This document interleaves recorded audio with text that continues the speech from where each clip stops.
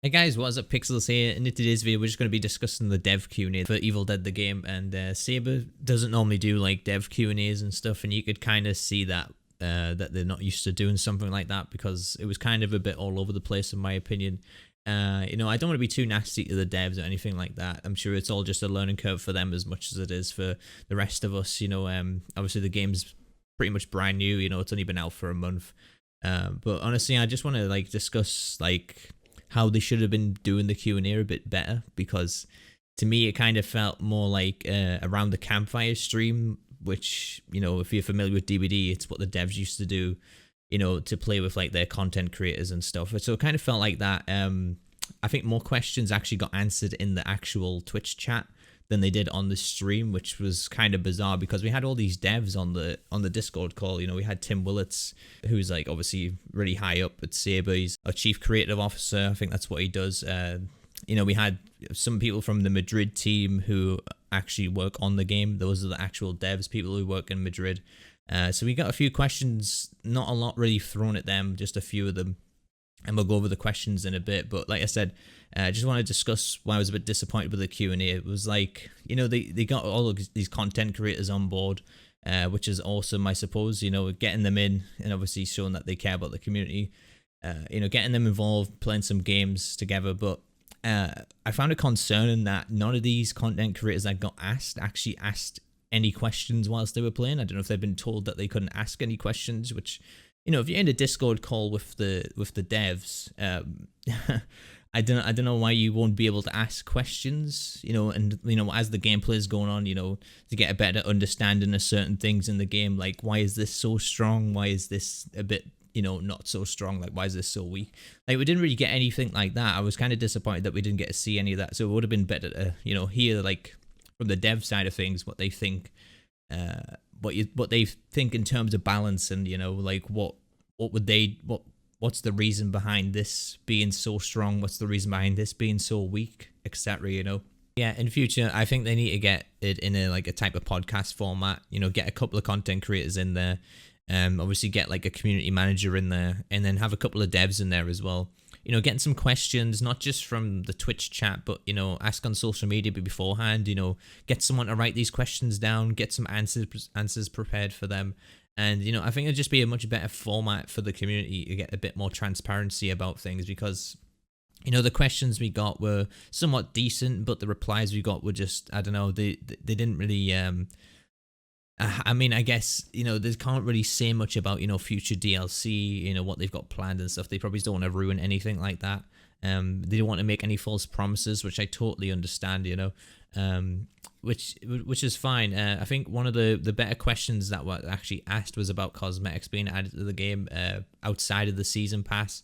And I think they said that they will be actually like they've got loads of cosmetics actually planned, and they'll be dropping very soon. So it'll be interesting to see that. Hopefully it's not just part of another season pass pack, because like I said, I like having cosmetics in game. I know a lot of people don't really care about the cosmetics being in games, but I actually enjoy like having the variety to choose from my characters. That's why I like to play Army of Darkness Ash on this game, because he has like 3 outfits to choose from.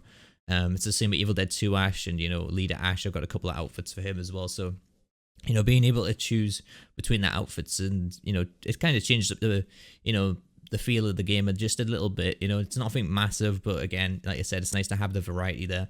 But yeah, like I said, that the podcast format is much better for doing a dev Q&A. So I think there's a time and place to do a content creator, like obviously type of getting them on board and playing with the devs and stuff. There's a time and a place for that, and there's a time and place for a Q&A. It should be 2 separate streams. It shouldn't be all just compiled into one. I felt like I sat there for 2 hours, and I think only about, for me, about 10 questions got answered, if that. And like I said, they weren't really sufficient answers either. It's kind of like, it's not very warning signs because it's just so early on, but like I said, it's just, to me, it felt like they should have been done in a whole different way.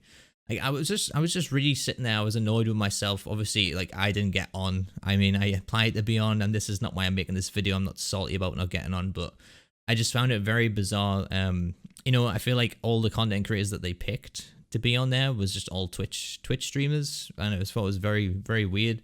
I've got a lot of people on board with this game. I'm sure like eventually maybe I will get my chance to go on there or something, but I just found it very weird. Like all these people were on Twitch, and I'm not taking anything away from these content creators. I'm pretty sure, they do all the hard work, and, I understand being a content creator, like a lot of hard work goes into it, a lot of hours, and, you deserve these little rewards at the end. So I'm not taking anything away from them. I just think, the devs should have been a bit more, a bit more inclusive, I suppose, and get a few people from different platforms, like maybe see someone from Facebook Gaming, see someone from YouTube on there, not just people from Twitch and TikTok, because that's all we got to see. But yeah, it was kind of weird. Like we spent a lot of time basically shouting out, obviously, all their stuff as well. But in between games, they played one game. Each game lasts like half an hour, so we're sitting there like half an hour. The devs aren't really talking or anything. It's just mainly the content creators talking and playing the game.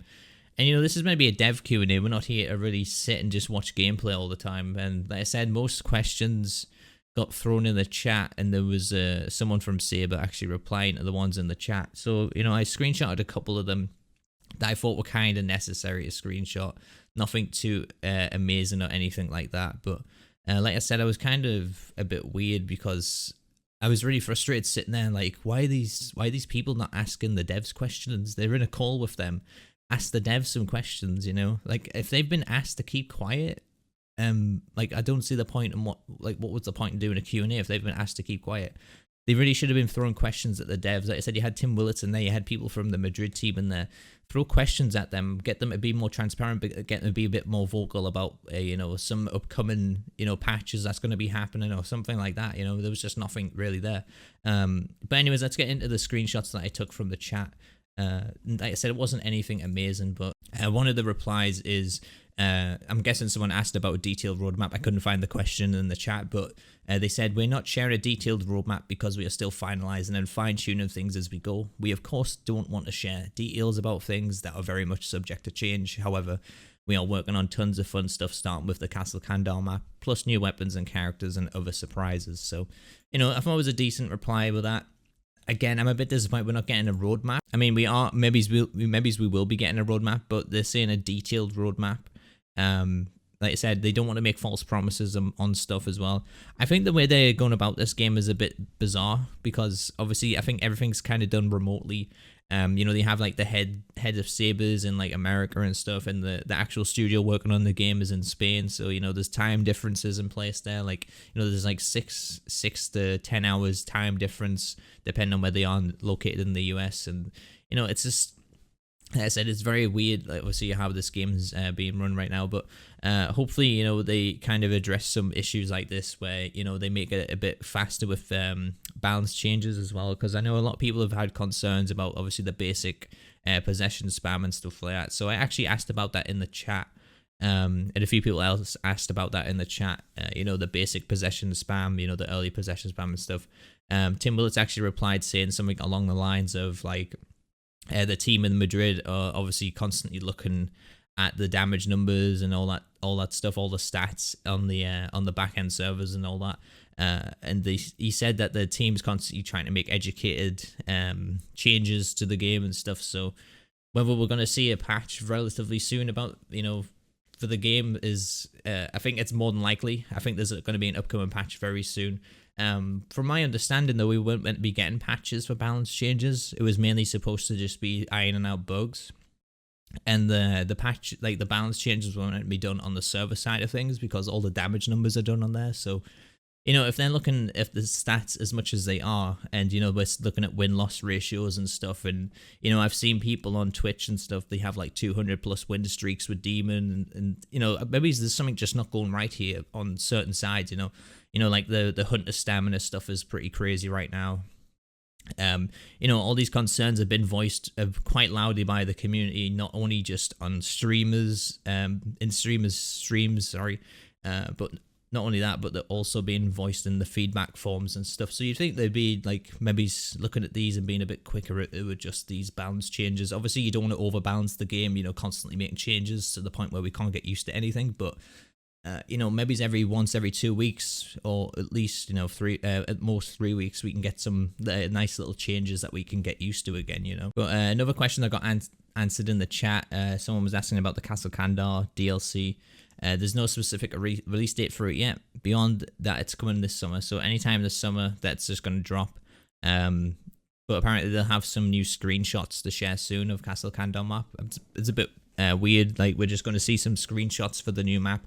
I think they need to build up hype a bit better. They need to be like, oh yeah, Castle Kandar is dropping this summer very soon. We're going to be having so many characters involved with it. We're going to be introducing so many new weapons as well. Like, we're going to have all these cosmetics dropping for it. Like, it's going to be a huge event and that type of thing. Like, we need to see more hype built up around this. So I think that's what the devs should improve on as well. There's also been a question asked as people, players getting stuck while playing the game. They replied saying, yes, we're aware players getting stuck at times, and that is a quality of life issue we are working on and addressing in an upcoming patch. Stay tuned. So, like I said, I think there is an upcoming patch dropping relatively soon for the game. And I was concerned about the Xbox patches, so I actually asked them a question about that. And I was saying, so can you be a bit more transparent with what happened with the Xbox patch? Because, waiting a week ahead of everyone else who's already had the patch and being able to unplay, like unable to play crossplay with people. It was kind of, I felt left out. Not really left out, but you know what I mean. Like, I felt kind of isolated. I couldn't play with like all my members because all you guys are like on PlayStation a lot of the time. So kind of sucked that happened, but. I got a response from them saying we always try to line up patches with all the platforms at the same time, but sometimes the exact release time is beyond our control. We're always trying to strike that balance between platform parity and getting out updates as fast as we can per platform. So obviously Microsoft have like this really tedious certification thing. So maybe they sent the patch to Microsoft and Microsoft were taking their time to obviously approve it. But I think if that's the case going forward, I mean, I'm not an expert or anything, but it would make sense to obviously send the patch to Xbox first, make sure all the patches are ready for the other platforms. As soon as Microsoft gets approved, then drop it on all platforms. I think that was, I mean, I'm not an expert, but it would be a bit common sense to do that type of thing, right? But yeah, like I said, at least they kind of updated me on that, and hopefully, going forward, that's not a recurring theme where I'm waiting a week every time for them to give me an update.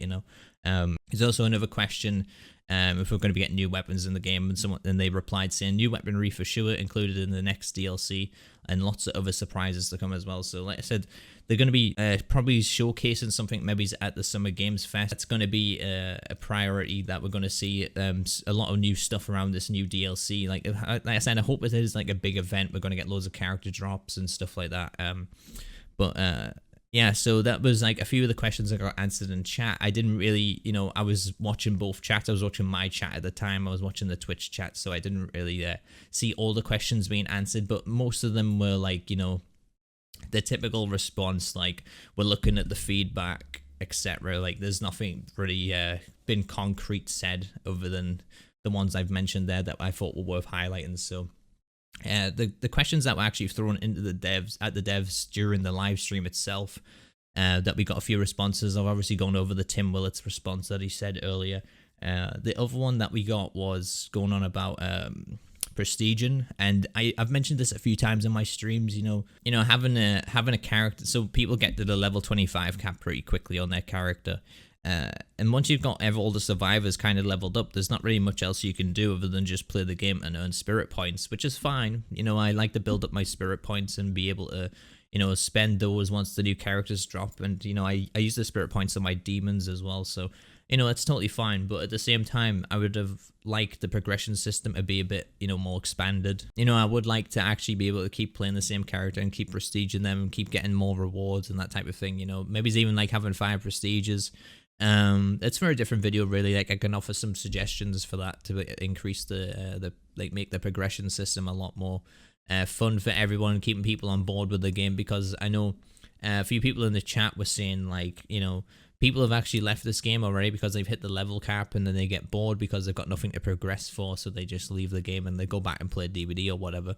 And that's not what I wanted to happen for this game. I wanted the community to thrive. I wanted people to be invested in the game. And I mean, me personally, I just enjoy playing it, so I'm not really bothered about, having... I mean, it's nice to have a progression system still there. Like, to me, when I'm playing, I'm still earning spirit points, so I'm happy with that.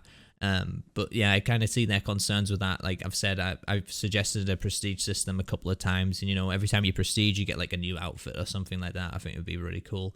But there's time. There's only so much time in the day. I'm sure they're working very hard on making new characters come into the game. We pretty much have Chet confirmed to be coming into the game as well. Someone actually asked about that in the chat, and Saber replied saying we can't confirm or deny what Bruce said, but there will be a lot of fan favorites coming to the game and most requested characters as well. So, like I said, it looks like they're going to have a lot of characters in place, and it seems like that's what they're working on right now. It seems like they're focused on getting a lot more content into the game rather than, buffing up the current content, which, it's understandable. You want to get as much content into the game first, and then maybe they can start looking at adding prestiges and stuff.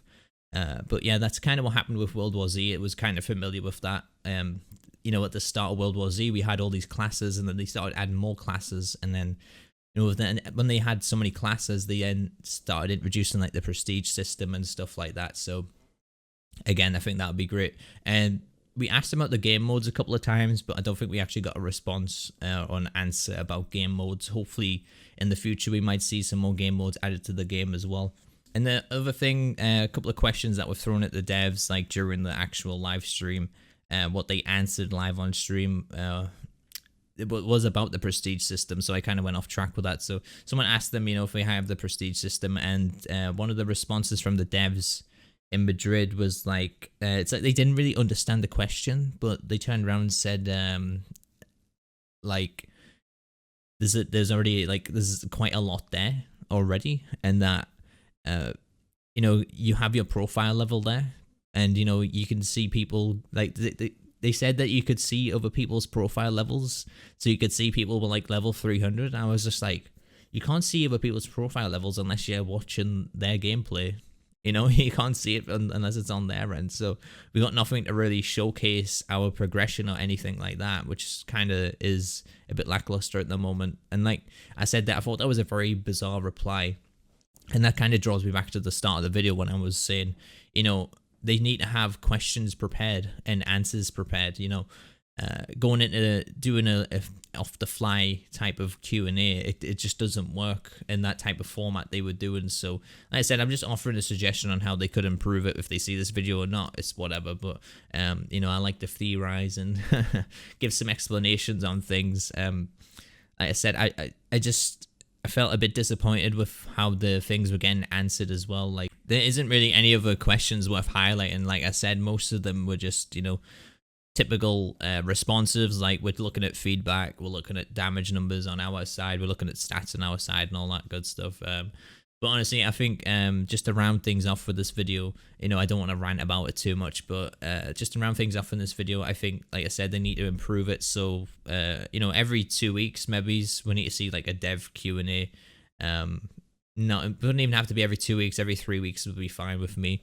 And if they want to do it every week, if they have time, then you can do like a community type of stream where you get the content creators on board and doing that as well. So, you can't really label that last stream a Dev Q&A because, like I said, we didn't get more than like 10 questions asked and answered because it was just, and most of the answers were the same type of reply that we've already had. I just don't want to see this company fall into the behavior pattern of, giving us the typical replies that, or, they nitpick certain questions that they can give like pretty bogus answers to. Like I said, I don't want to see this game fall into the behavior pattern at all because I want to stay as far away from them type of devs as possible, especially with Patrick and all that from behavior. But like I said, I still have faith in the team. It's early days, they're obviously still learning on how to do things. Maybe they're new, obviously doing the asymmetrical horror type of thing, and people expect balance changes. People want to have an update on certain patches. They want to have updates on what content's going to be coming to the game, what we can expect from, the first season of Evil Dead the game as well. So, they need to be a bit more transparent with that, what type of things they have planned. Obviously, like they said, they've got new weapons, new characters, a new map coming out, which is great. And they just said summer. Obviously, summer's a big release time. That could be anywhere between, June to, pretty much the end of August, or even the start of September, whenever you want to count summer ending, because we get the hot weather all the time now. But, like I said, it was a bit disappointing, this Q&A, and I hope, they listen to some feedback about it. I wasn't the only one disappointed. I seen people voicing their concerns on Twitter and stuff, and they actually were doing pretty well for their numbers as well, for being the first Dev Q&A. I seen them go up to about 14,000 viewers, which was great. But once people, once they started playing games and, people weren't asking questions, there was no answers getting thrown around, then, it kind of dropped to about 4,000, which was quite sad to see. So in the future, hopefully they listen to some feedback and they address it as a podcast format, get some questions and answers prepared.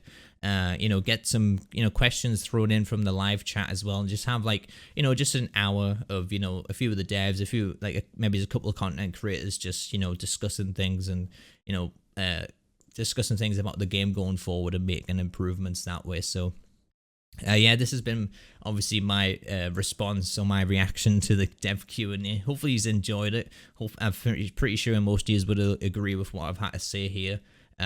Hopefully, maybe it's one time I'll get picked to go on there. If I do get picked to go on there, fine, well, I won't shut up. I will constantly be asking them questions about everything.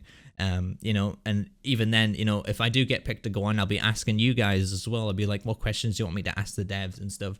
Like I said, if these people have been asked to be silent in a Dev Q&A, I'm going to be very concerned with that. And like I said, some of the people that they picked, like I said, I'm not taking anything away from them being content creators, but they should have been a bit diverse with that. I was quite annoyed just seeing only Twitch streamers on there, and a few people that they've already done collabs with as well. So, hopefully everyone does get the chance to go on there. But anyways, thank you guys so much for watching. Leave me a comment down below. Let me know what you guys think of the Dev Q&A, what you think they should be doing in future to better improve things. And thank you guys so much for watching and listening. I have been Pixels, you my awesome viewers. I'll catch you guys in the next one.